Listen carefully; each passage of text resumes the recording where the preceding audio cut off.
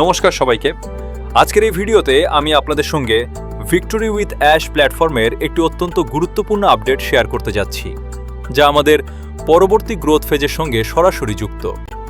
এই আপডেটটি সব সদস্য এবং বিশেষ করে লিডারদের জন্য অত্যন্ত গুরুত্বপূর্ণ, তাই অনুগ্রহ করে ভিডিওটি শেষ পর্যন্ত মনোযোগ দিয়ে শুনুন। অ্যাকাউন্ট ভ্যালিডেশন সংক্রান্ত গুরুত্বপূর্ণ ঘোষণা। আজ থেকে ভিক্টোরি উইথ অ্যাশ সিস্টেম একটি নতুন অ্যাকাউন্ট ভ্যালিডেশন পলিসি কার্যকর করতে যাচ্ছে। এই নিয়ম অনুযায়ী যে কোনো অ্যাকাউন্ট যদি রেজিস্ট্রেশনের 30 দিনের মধ্যে নিচের দুইটি বিষয় উভয়ই সম্পন্ন না করে ইমেল ভ্যালিডেশন এবং কেওয়াইসি ভেরিফিকেশন, তাহলে সেই অ্যাকাউন্টটি সিস্টেম থেকে সম্পূর্ণভাবে রিমুভ করে দেওয়া হবে। খুব গুরুত্বপূর্ণ কিছু বিষয় মনে রাখবেন। এই রিমুভাল হলে আপনার সার্কেল স্বয়ংক্রিয়ভাবে আপডেট হবে।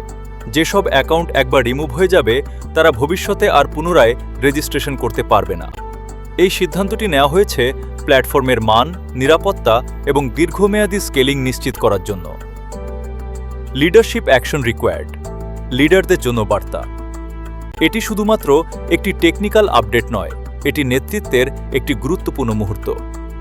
ভিক্টোরি উইথ অ্যাশের প্রতিটি লিডারকে অনুরোধ করা হচ্ছে আপনার সার্কেল এখনই রিভিউ করুন। যাদের ইমেল ভ্যালিডেশন বা কেওয়াইসি এখনও পেন্ডিং আছে তাদের সঙ্গে ব্যক্তিগতভাবে যোগাযোগ করুন। দ্রুত লগ ইন করে প্রয়োজনীয় স্টেপগুলো সম্পন্ন করতে তাদের উৎসাহিত করুন। আপনার একটি ছোট মেসেজ বা ফোন কল আপনার সার্কেলের কারো জন্য সবচেয়ে বড় পার্থক্য তৈরি করতে পারে। Moving forward, next phase begins. এই পদক্ষেপগুলো কোনোভাবেই বাধা সৃষ্টি করার জন্য নয়, এগুলো নেওয়া হয়েছে অগ্রগতির জন্য।